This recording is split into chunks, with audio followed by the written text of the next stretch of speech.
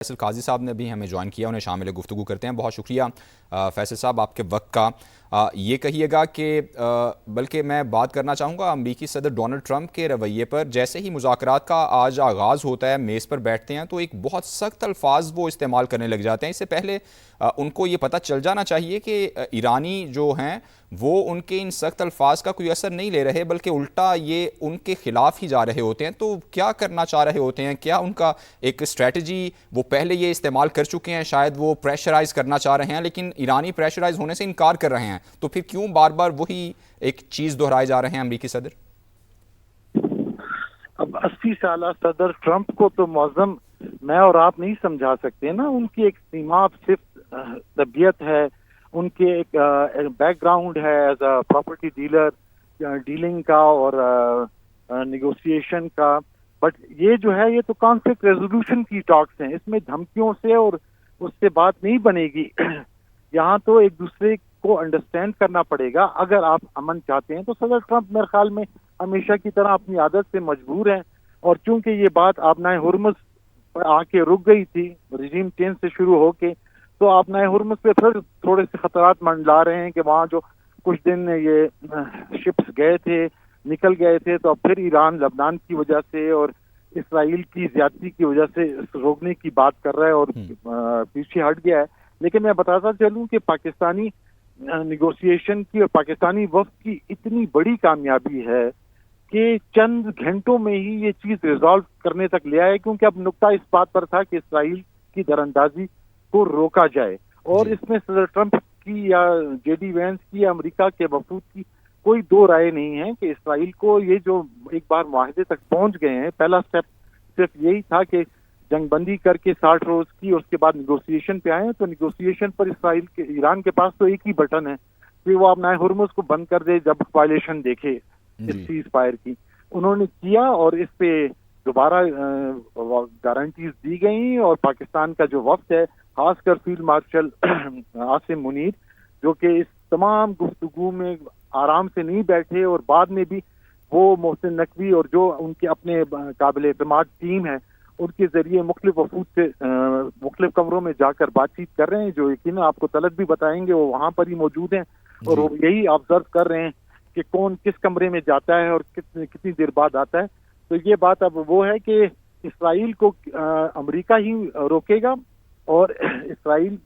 یا گارنٹر یا اسرائیل کو وارننگ دینے والا یا روکنے والا امریکہ ہی ہے. اور جے ڈی وینس تو کوئی دو رائے نہیں رکھتے. انہوں نے پہلے بھی صدر ٹرمپ سے بہت پہلے انہوں نے اسرائیل کو وارن کیا تھا کہ آپ کی وجہ سے ہم دنیا کا امن جو ہے وہ تہوالا نہیں کر سکتے اور اس میں رکھنا نہیں ڈال سکتے اگر جنگ بندی ہو رہی ہو. تو اب دوبارہ جے ڈی وینس وہاں موجود ہیں. یقیناً انہوں نے اتفاق کر لیا ہے کہ اسرائیل کو وہ روکیں گے، اور مے بھی ان کی کنورسیشن ہوئی ہوگی، کیونکہ ہم اس وقت میں دیکھ رہے ہیں کہ جو امریکہ کا وفد ہے اس میں جے ڈی وینس، کیونکہ انہوں نے آئندہ صدارتی الیکشن کے بھی امیدوار ہو سکتے ہیں اور مڈ ٹرم الیکشن بھی آ رہا ہے ابھی نومبر میں، تو وہ تو ایک امن کی طرف چل رہے ہیں. لیکن جو دو اشخاص ہیں جیریڈ کشنر اور مارکو روبیو، ان کا جو ہے ان کا جو وہ ہے لیننگ وہ ٹورڈز اسرائیل ہے. تو ان کی موجودگی میں یہی ہو سکتا ہے کہ جے ڈی وینس نے ایز اے نائب صدر اپنا جو ہے وہ استحقاق استعمال کرتے ہوئے اس لیے یقین دہانی دے دی ہوگی یا دے رہے ہوں گے کہ بھائی اسرائیل کو ہم روکیں گے، اور اسرائیل کو امریکہ ایران آپ کیا سمجھ رہے ہیں اسرائیل رک بھی جائے گا؟ چونکہ ابھی تک جتنی بھی بات چیت ہوئی ہے یہ بار بار کہا گیا کہ لیبنان میں جنگ بندی ہو گئی ہے، پھر ہم نے یہ بھی سنا کہ حزب اللہ کے ساتھ بھی معاملات طے ہو گئے ہیں، لیکن وہ ہو نہیں پا رہی. تو چونکہ یہ تیسرا ایک طرح سے فریق ہے، ابھی تو دو فریق بیٹھے ہوئے ہیں میز پر. اسرائیل کو جس طرح آپ بھی کہہ رہے ہیں کہ امریکہ ہی روک سکتا ہے، لیکن رک تو نہیں رہا ابھی تک. وہ ابھی تک اگر نہیں رک رہا تھا تو یقیناً امریکہ کے جیسے ہوتا ہے نا لاڈلا بچہ مستی کر رہا تھا، تو ہو سکتا ہے کہ اب جو سنب آئے گی یا جو اب شٹ اپ کال آئے گی امریکہ انتظامیہ کی وجہ سے، وہ میرے خیال میں زیادہ عملی ہوگی، زیادہ پریکٹیکل ہوگی. وہ صرف یہ نہیں ہوگی کہ ایک ٹیلی فونک کنورسیشن وہ ہو سکتا ہے کہ باقاعدہ جو اکوپمنٹ یا جو ہتھیار جانے تھے اسرائیل کو یا جو ان کی امداد ہونی تھی اس پر کسی قسم کی قدغن یا اس پر دوبارہ غور کو دوبارہ زیر غور لانے کی تجویز ہو سکتی ہے. لیکن ہم نے ہمیشہ سے یہی کہا ہے، فیض صاحب نے بھی اپنے تجزیوں میں اور باقی تجزیہ نگاروں نے بھی یہی کہا ہے کہ اس امن معاہدے کا اسپائلر اسرائیل ہے اور اسرائیل کو ہی روکنا ہے. تو اب ہم نے ہرمز کو تو کھلوا لیا تھا چند دنوں کے لیے، چند گھنٹوں کے لیے. اب ہم نے یہ دیکھنا ہے کہ اسرائیل کو اس کریکٹر سے، اس کردار سے کیسے روکا جا سکتا ہے. بالکل. اس سلسلے میں ہم دیکھیں گے کہ پاکستان کس قسم کی امریکہ سے یا دیگر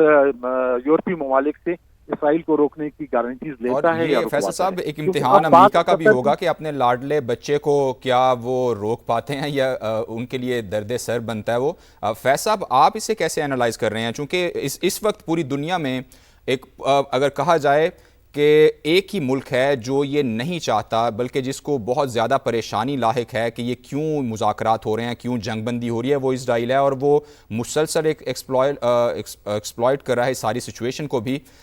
آپ کو لگتا ہے کہ وہ آسانی سے قابو آ جائے گا چونکہ ان کے ہاتھ میں یہ چیز تو ہے کہ وہ لیبنان میں اگر حملے جاری رکھتے ہیں تو یہ سارا عمل جو ہے سیبوٹاج ہو سکتا ہے؟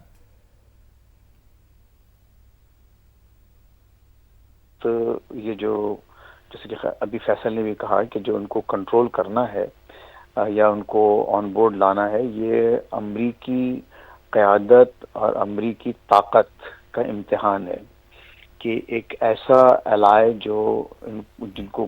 جونیئر پارٹنر کہا جاتا ہے اور جس کا خود جیسے جے ڈی وینس نے کہا کہ ان کے 2/3 ہتھیار جو بھی جنگوں میں جہاں غازہ، یعنی بہت بڑا انہوں نے اعتراف کیا کہ جو بھی جنگیں ہو رہی ہیں اسرائیل کی، اس میں 2/3 ہتھیار ویپنز امریکہ کی طرف سے دیے جاتے ہیں اور فری دیے جاتے ہیں، جن کو کہ امریکن ٹیکس پیئرز یعنی میں اور فیصل کے ٹیکس کے پیسے جو ہیں ان ہتھیاروں میں میرے اور ان کے فیصل کے پیسے، ہم جیسے ٹیکس پیئرز کے پیسے وہاں استعمال ہو رہے ہیں. یہ جے ڈی وینس نے کہا. تو ایک ایسا پارٹنر، اس کو اگر صدر ٹرمپ جو کہ خود بھی دنیا کے سامنے برملا ایک بار بار نہ صرف ایک احساس دلاتے ہیں بلکہ کہتے ہیں کہ I am the boss, I am the boss, I call the shots, I call the shots. تو وہ اگر واقعی شاٹس کال کرتے ہیں تو یہ ان کا بہت بڑا امتحان ہے کہ وہ اس ایک ایسے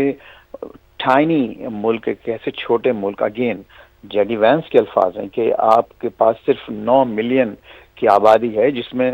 صرف 7 ملین یہودی ہیں، باقی 2 ملین جو ہیں وہ عرب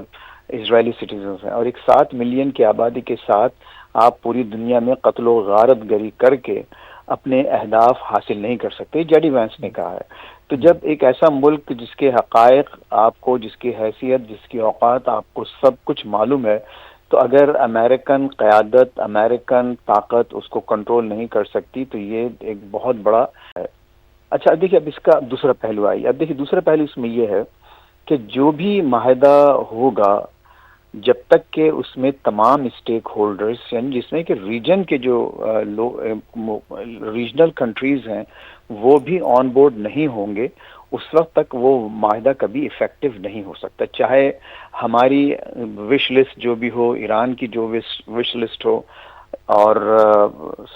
صدر امریکہ کی جو وش لسٹ ہو، تمام اپنی خواہشات کے باوجود معاہدہ وہی پائیدار ہوگا، وہی آگے چلے گا جو کہ تمام اسٹیک ہولڈرز کو ساتھ لے کے چلے گا. اچھا اس کی میں چھوٹی سی مثال آپ کو دوں معظم. ابھی قطر کے جو ایک اہم اسکالر ہیں وہ ابھی فرما رہے تھے کچھ دیر پہلے، ان سے پوچھا گیا کہ کیا جو جے سی پی او اے جو کہ اوباما نے ایران کے ساتھ جو معاہدہ کیا تھا اور جس کو پھر 2019 میں ٹرمپ نے کینسل کر دیا تھا، تو کیا آپ اس معاہدے کے کینسلیشن سے خوش ہیں؟ تو انہوں نے کہا بالکل خوش ہیں. وہ اچھا ہوا کیونکہ انہوں نے کہا کہ جو وہ معاہدہ جو جب کیا گیا تو وہ صرف امریکہ اور ایران کے درمیان ہوا، حالانکہ وہ ہمارے ریجن کے متعلق تھا، لیکن نہ ریجن کے کسی ملک کو کنسلٹ کیا گیا اور نہ ہی بتایا گیا کہ اس میں ان لوگوں کے لیے کیا ریپرکشنز ہوں گے، کیا نتائج ہوں گے اور وہ آئندہ اس کو کیسے آگے لے کے چلیں گے. تو یہ ایک بہت بڑا، اب اس میں ابھی اگین میں اس میں ایک براڈ اسٹیٹمنٹ دے رہا ہوں کہ جب تک کہ آپ ریجن کے تمام ممالک کو، تمام اسٹیک ہولڈرز کو، جس میں اسرائیل خود شامل ہے، اگر وہ ساتھ نہیں ہوں گے تو سب سے بڑی گارنٹی اس معاہدے کی، ان مذاکرات کی کامیابی کی یہی ہے کہ تمام اسٹیک ہولڈرز انکلوڈنگ حزب اللہ، انکلوڈنگ حماس، انکلوڈنگ ہوتیز اور اسرائیل، اور اس کے علاوہ ظاہر تمام ریاستیں، اگر وہ شامل نہیں ہوں گی تو اس میں آپ یہ دیکھیں گے کہ آئندہ کہیں نہ کہیں جا کے ٹھیک. اس میں جو ہے دراڑیں پڑیں گی، آپ کو کریکس نظر آئیں گے، اب بلکہ ہو سکتا ہے کہ باقاعدہ پورا اور کوئی اس دفعہ پھر فیض صاحب یہ کہا جا سکتا ہے کہ کہیں نہ کہیں سارے جو اسٹیک ہولڈرز ہیں انگیج بھی ہیں اور انہیں اعتماد میں لے کر ہی سارے معاملات ہوں گے.